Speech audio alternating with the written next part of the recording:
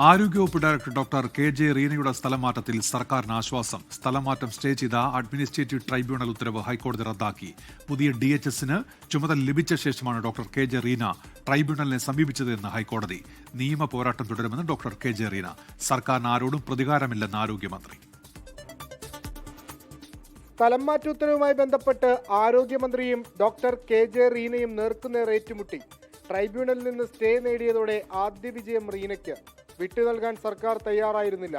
പിന്നാലെ ഹൈക്കോടതിയിൽ അപ്പീൽ നൽകി. ആരോഗ്യവകുപ്പ് ഡയറക്ടറായി റീനയുടെ കാലാവധി അവസാനിച്ചു. തരം താഴ്ത്തിയിട്ടില്ല. ചട്ടങ്ങൾ പാലിച്ചാണ് സർക്കാർ ഉത്തരവെന്നും ട്രൈബ്യൂണലിന്റെ സ്റ്റേ റദ്ദു ചെയ്യണമെന്നും സർക്കാർ ആവശ്യപ്പെട്ടു. ഒടുവിൽ വിജയം സർക്കാരിനൊപ്പം. Doctor KJ. റീനയുടെ സ്ഥലം മാറ്റം ഹൈക്കോടതി ശരിവെച്ചു. ആരോടും സർക്കാരിന് ഒരു പ്രതികാരവുമില്ല.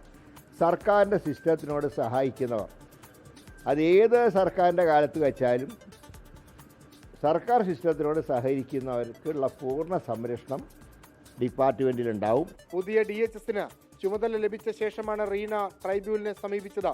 ഇത് നടപടികൾക്ക് വിരുദ്ധമാണെന്നും ഹൈക്കോടതി നിരീക്ഷിച്ചു. Justice Anil K. Narendran, S. Muralikrishnan എന്നിവരുടെ ബെഞ്ചിന്റേതാണ് ഉത്തരവ്. വിഷ്ണു സുരേഷ്, 24 കൊച്ചി.